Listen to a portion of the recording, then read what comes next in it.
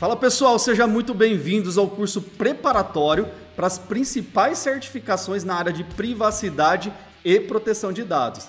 É isso mesmo, esse curso é 100% gratuito e completo, passando por certificações que exigem a Lei Geral de Proteção de Dados, a LGPD, e a Lei Geral de Proteção de Dados Europeia, a GDPR. E para ajudar você nessa jornada de preparação, eu adicionei alguns elementos que são muito importantes, além do conteúdo que é cobrado dentro desses exames de certificação.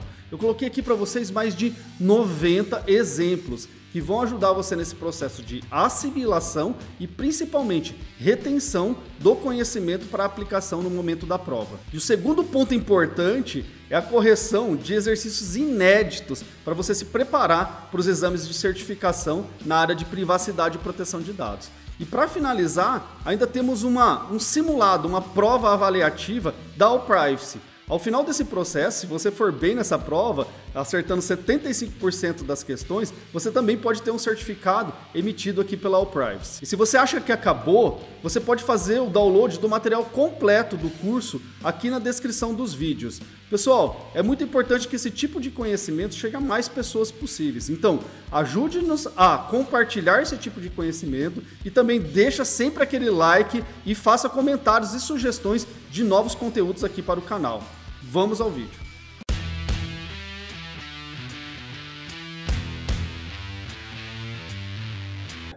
Pessoal, eu fiz uma promessa, né? Acho que no final do vídeo passado, né? Então o que eu vou colocar aqui para vocês é uma coisa bastante interessante. Você veio comigo até aqui, até esse momento. Você é um cara que realmente quer chegar até o final do curso e se preparar para essa área, né? E para a certificação. O que eu vou fazer é que ao final desse curso eu também vou oferecer para vocês, tá? Uma prova, um exame que você pode fazer pela All Privacy e tirar um certificado desse curso. Isso que é muito interessante. Se você acertar ali 75% da prova, né? Então a gente vai ter uma prova de 20 questões, depois eu vou falar um pouquinho da prova para vocês, tá? Isso você já vai poder divulgar dentro do seu currículo, divulgar nas suas redes sociais e chamar a atenção aí no mercado, ok? Então vamos dar continuidade, pessoal, ao nosso curso aqui, entrando numa parte que é muito importante, né? Então a gente vai falar agora sobre a importância da proteção de dados, isso cai muito também, faz parte de 25% das avaliações aí dentro do exame estão decorrentes dentro dessa etapa, ok? Então vamos falar um pouco da importância da proteção de dados, alguns conceitos básicos relacionados à segurança da informação, tá? E aí a gente vai dar continuidade nisso, eu vou fazer indicações de leituras complementares para vocês também dentro da descrição do vídeo, ok? Então vamos falar um pouquinho de privacidade e proteção de dados. Acho que a gente tem que começar, pessoal, agora a separar esses conceitos, né? A gente vem sempre casado, né? Privacidade e proteção de dados, mas eles são iguais, são diferentes, são complementares, um decorre do outro. Vamos entender isso, porque realmente é algo que é bastante explorado dentro do exame da Exim, ok? Bom, dentro do contexto da Lei Geral de Proteção de Dados, né, um agente de tratamento ele deve adotar medidas de segurança, tá? E técnicas, medidas de segurança técnicas e administrativas para proteger os dados pessoais, tá? E principalmente de acessos não autorizados ou de situações acidentais e ainda ilícitas, né? De destruição de dados, de perda, de alteração, de comunicação e tantas outras aí que podem ocorrer levando a um incidente de segurança de informação. Tá? Então a proteção de dados é uma medida ou um meio de se proteger o direito à privacidade. Então eles estão bastante interligados aí, mas não necessariamente um decorre do outro, né? Privacidade e proteção de dados são conceitos diferentes, né? Isso pode gerar algumas confusões na resolução de algumas questões na prova da Exim, né? Então é muito comum esse tipo de questão aparecer, né? Essas definições, então acho que é importante a gente diferenciar esses conceitos e colocar o que não é também, ok? Então vamos lá. Uma coisa importante, tá? Privacidade e proteção de dados, uma não decorre da outra, então uma não é consequência da outra, né? Então eu tenho privacidade, a privacidade decorre da proteção de dados, a privacidade é consequência da proteção de dados? Não, não só da proteção de dados, mas como outras ações também, né? E a proteção de dados decorre da privacidade? Não, a proteção de dados é uma coisa que não decorre só do conceito de privacidade. Então, isso a gente tem que ficar bastante claro, né? Então, quando a gente fala, por exemplo, direitos de titular, restrições no tratamento, isso a gente está falando de aspectos relacionados à privacidade do indivíduo, tá? E quando a gente fala de boas práticas de segurança de informação, governança de dados, a gente está falando de aspectos que envolvem a proteção de dados. E eu posso também ter ali ações que as duas estão em conjuntos, né? Então, assim, as duas estão sendo garantidas ali por algumas terminações. Então, é bastante importante a gente entender isso, né? E aí tem uma frase que a proteção de dados é um meio, né? Não é o único meio. É um meio de se garantir a privacidade, tá? Então, com isso, fica bastante claro aí para vocês esses conceitos que realmente são recorrentes aí na prova da Exam, ok? Bom, pessoal, agora a gente vai falar sobre aspectos da segurança de informação, né? E eu acho que isso é importante porque a gente tem alguns pilares, quando a gente fala de proteção de dados, né? Ele está dentro do conceito maior que é a área de segurança de informação, e aí a gente tem que entender alguns pilares que norteiam, então, a segurança da informação. É isso que a gente vai ver no próximo slide, tá? Então a gente tem princípios aí, né, pilares que fundamentam a segurança da informação. Aqui está colocado para vocês uma classificação que é uma classificação muito utilizada, que a gente comprime aí todos os princípios dentro de 3 pilares, mas é muito comum outros autores abrir isso aí, colocar em 8 pilares, em muito mais, tá? Mas quando você for ver e analisar, na verdade, esses 8 pilares de alguma forma dá para você organizar dentro desses 3, né? Mas eu acho que é uma forma de deixar explícito, talvez, outros autores. Mas aqui, para nossa concepção, tá? Para o que é exigido dentro da prova da Exam, a gente vai trabalhar com esses 3 pilares. Então, o que garante a segurança de informação? Então, é a confidencialidade da informação, é a disponibilidade da informação e dos serviços, tá? E a integridade da informação. Então, esses 3 pilares, esses 3 princípios devem ser considerados para que um sistema, tá, ele seja considerado seguro, né? Então a gente tem que garantir esses 3 princípios para que a coisa aconteça, né? Bom, pessoal, vamos ver cada um deles com calma, a gente vai ver que são conceitos simples de assimilar, ok? Então vamos dar continuidade aí. Vamos entender primeiro o pilar da confidencialidade, né? Bom, o objetivo da confidencialidade é proteger, né, uma informação, seja ela em trânsito ou ela estando armazenada, tá, da divulgação a uma entidade não autorizada. Ou seja, eu tenho que proteger aquela informação de forma que só pessoas autorizadas tenham acesso àquela informação. Isso a gente chama de confidencialidade da informação. Só quem tem autorização tem acesso à informação. Então, garantir a confidencialidade é garantir que outras pessoas que não têm autorização tenham acesso àquela informação, ok?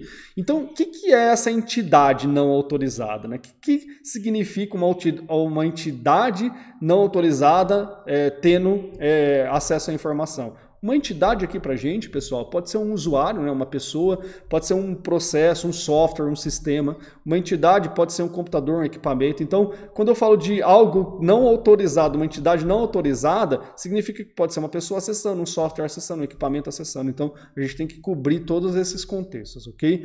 Como que a confidencialidade é implementada? Desculpa, pessoal. É implementada usando alguns mecanismos que a gente chama de unitários, né, ou multifatoriais. Então a gente pode ter um único mecanismo garantindo a confidencialidade ou muitos mecanismos combinados se esforçando para garantir a confidencialidade. Normalmente esses mecanismos, pessoal, eles são tecnológicos mesmo, né? Então você pode, por exemplo, garantir a confidencialidade fazendo um controle de acesso por nome de usuário e senha, ou você pode ter uma lista de controle de acesso mais elaborada, você pode ter tokens, você pode usar a criptografia para fazer a confidencialidade, que é um serviço bastante utilizado para fazer a confidencialidade de informação, ou seja, uma vez que eu cifrei um texto, né, que eu deixei um texto ilegível e só pessoas autorizadas conseguem decifrar esse texto, tá? Eu estou garantindo o serviço de confidencialidade. Isso é muito importante, então o uso da criptografia nesse sentido, como outros mecanismos que eu citei anteriormente, ok? Então, vamos dar continuidade aqui. A gente pode ter um exemplo fácil, não sei por que ele está avançando sem querer mais uma vez, mas vamos lá. Então a gente tem um caso clássico para explicar isso, pessoal, que assim, é a transmissão entre 2 atores, a gente tem o Bob de um lado e a Alice do outro, tá? Que a gente está vendo aí nos slides, e eu tenho um terceiro, tá? Que é o Carlos aí no caso, que ele é um cara que está tentando acessar a informação sem ser autorizado. Aqui a gente está falando no meio que está tentando se garantir a confidencialidade da informação. Então, o Carlos observa o conteúdo das mensagens entre Bob e Alice ou os padrões de mensagens trocadas entre Bob e Alice. Pessoal, se o Carlos observar as mensagens trocadas entre o Bob e a Alice, nesse caso eles estão trocando mensagem pela internet, que é um meio inseguro, tá? Você está transportando mensagem de um lado para o outro e o Carlos está observando. Se ele tiver acesso a esse conteúdo, conseguir verificar esse conteúdo, tá? A gente tem aí um cenário clássico de quebra da confidencialidade. Esse conteúdo só a Alice poderia ter acesso e o Carlos está tendo acesso mediante um acesso, aí uma invasão, alguma coisa desse tipo, tá? Então a gente tem aí uma quebra de confidencialidade que não é de interesse, então a gente tem um dos pilares da segurança de informação violados, ok? Ficou claro, né, que é a confidencialidade agora com esse exemplo. Bom, então a ideia é a confidencialidade, ela provê mais suporte aí a identificar a pessoa, autenticar, autorizar os controles de acesso, a própria privacidade, são coisas que circundam aí esse pilar da segurança de informação relacionada à confidencialidade. Então, olha só como é importante às vezes a combinação de implementações, né, multifatoriais para garantir a confidencialidade. Imagina esse seguinte exemplo aqui, ó. Dados armazenados numa USB, num pendrive ali, né, foram roubados. Mas a criptografia suporta a confidencialidade, uma vez que protege qualquer informação confidencial e impede a sua transcrição e propagação. Deixa eu explicar melhor um pouquinho esse exemplo aqui. Imagine que você perdeu aí o seu pendrive, um pendrive USB, né? Que você coloca que você perdeu ele, né? Bom, pessoal, uma vez que você perdeu isso daí, né? Se os dados que estavam dentro desse pendrive estarem cifrados, né? Passaram por um processo de criptografia, né? Mesmo que a pessoa encontre, uma pessoa não autorizada encontre aquele pendrive, ela não vai conseguir ter acesso à informação legível. Tá? Então ela vai ter um monte de arquivo criptografado que não faz sentido algum lá, tá? Mas não vai ter acesso então à informação legível. Ou seja, mesmo você perdendo uma situação de uma espécie de vazamento aí de dados, tá? Você conseguiu garantir a confidencialidade daquela informação por meio da criptografia. Olha como que é importante então esse aspecto da confidencialidade, ok? Bom, ficou claro aí para vocês? Vamos então para o próximo pilar, vamos para o pilar então da integridade, tá? Bom, pessoal, lembra que confidencialidade é uma coisa, vamos entender o que é a integridade da informação, né? Então o que é o objetivo da integridade? É determinar, garantir, né, se um recurso, né, armazenado ou em trânsito, ele foi modificado por uma entidade não autorizada. Então aqui a gente está mexendo com o conteúdo da informação. O conteúdo da informação foi alterado, foi modificado por alguém não autorizado? Se isso acontecer, houve uma quebra de um serviço, de um pilar importantíssimo aí na área de segurança de informação, que é a integridade, tá? Tem algumas formas de você garantir a integridade de uma informação. Uma muito comum é o uso de função de hash. Pessoal, não vou ser muito técnico aqui, isso é minha área, mas não quero estender muito essa conversa, tá? Mas assim, para algo que não necessite aí dentro do exame da Exim, a gente pode ter outros tipos de material falando só sobre segurança de informação com muito mais profundidade, tá? Mas a função de hash ela é bastante utilizada. O que é esse negócio da função de hash, né? Então, antes de transportar um arquivo, né, por um meio inseguro, né, como a gente vai ver no próximo exemplo, eu gero um hash dessa informação digital. O que significa isso? O hash é um resumo, né? A gente chama de resumo criptográfico, né? Bom, ainda não falei e não falei nada, né? Para quem não conhece dessa área. Ele vai pegar então aquele arquivo, né? E vai gerar uma assinatura, uma sequência, um código único que identifica aquele arquivo. Se você fizer alguma alteração nesse arquivo e tentar gerar esse código de novo, vai aparecer um código completamente diferente. Ou seja, um arquivo pode gerar um único hash teoricamente. A gente vai ver que, na verdade, a gente vai ver não, porque não vai dar para a gente aprofundar. Isso pode acontecer de arquivos diferentes terem o mesmo hash? Pode, mas é tão improvável, né? É tão matematicamente improvável, né, que isso dá consistência para esse sistema. Então, eu tenho um arquivo, eu vou transmitir para um lado. Eu gero o hash dele, gero então um código único referente àquele conteúdo, tá? E aí depois, ao receber do outro lado, né, o receptor, ele pega esse mesmo arquivo e gera novamente ao receber o código hash. Tá? E aí ele pode comparar o código hash que eu gerei com o código hash que ele gerou lá na outra ponta. Se os dois códigos hash forem iguais, significa que esse arquivo não sofreu modificações durante esse trajeto, não foi mexida, não foi violada a integridade desses arquivos, ok? Então ele não foi modificado. Isso é uma das formas de a gente conseguir garantir a integridade dos sistemas, ok? Eu acho que deve ter ficado um pouco claro para vocês. Vamos olhar então nesse cenário aqui, onde a gente tem, por exemplo, a mesma situação do Bob e da Alice, tá? E o Carlos, onde, tá, pessoal, o Carlos intercepta uma mensagem do Bob, faz modificações nessa mensagem e envia para a Alice. É um caso clássico de quebra, então, da integridade da informação, certo? Então, um serviço de integridade de informação protegeria a Alice desse tipo de violação, falando, poxa, ó, a mensagem que chegou aqui é diferente da que o Bob gerou. Né? Então esse serviço é bastante interessante dentro do meio aí, de segurança de informação. Bom, vamos para o último então agora, tá, pessoal? Que é a disponibilidade.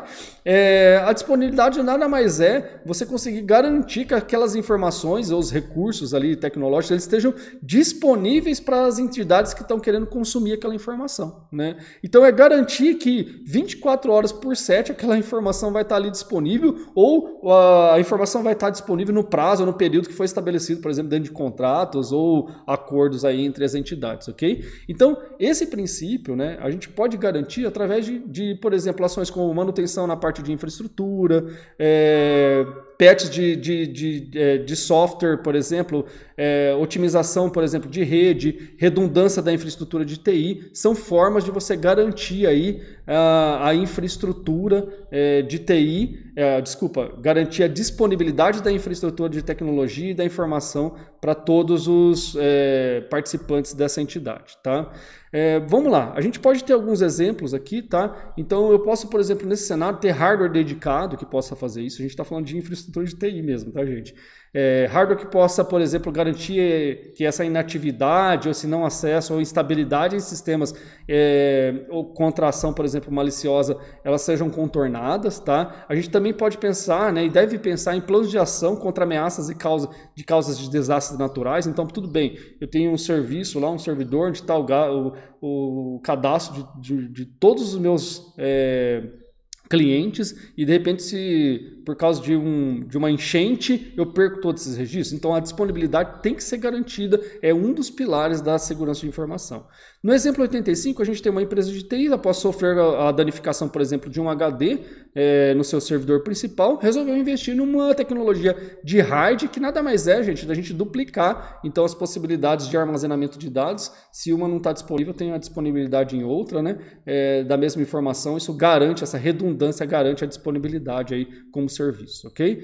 Bom, é importante estabelecer, pessoal, que a gente tem que ter, assim, planos, né, para recuperação em casos de desastre. É muito comum a gente ter esse tipo de serviço junto com esse pilar da disponibilidade. Isso é muito importante também quando a gente fala dos aspectos relacionados a segurança de informação, tá? E isso é um pilar, pessoal, exigido dentro da Lei Geral de Proteção de Dados. Então, como que uma empresa vai garantir, então, aspectos técnicos, administrativos, ali, medidas técnicas administrativas, para garantir o quê? Esses 3 pilares devem ser garantidos. Uma vez que você garantiu esses 3 pilares, você está ali, pessoal, coberto por realmente praticamente todo o aspecto relacionado à segurança de informação. São conceitos simples, bastante abrangentes, mas difíceis de ser colocados em prática. Tá? A gente tem muitos cenários aí para colocar isso em prática, não é fácil. Pessoal, acabamos mais essa etapa, então mais um vídeo aí, agora já falando de outras coisas, né? Olha como é que o conhecimento para você pensar em privacidade e proteção de dados, ele passa lá pelas leis, ele entra dentro da área de segurança de informação. Já a gente está falando de tecnologias com mais profundidade, então isso é muito importante para a formação de profissionais. Aqui você já vai vendo o quanto você tem que conhecer de outras áreas também para atuar dentro desse segmento. Chegamos ao final de mais um vídeo do curso preparatório para as principais certificações na área de privacidade e proteção de dados. Pessoal, gostou desse conteúdo? Achou ele importante? Vamos fazer com que esse conteúdo alcance o maior número de pessoas possíveis. Então ajude-nos a compartilhar, divulgar esse canal. Importantíssimo, deixe seu like em todos os vídeos, faça seus comentários e principalmente faça sugestões de novos conteúdos. Vou ter o prazer aqui, junto com a equipe da All Privacy, para preparar esse novo conteúdo para você.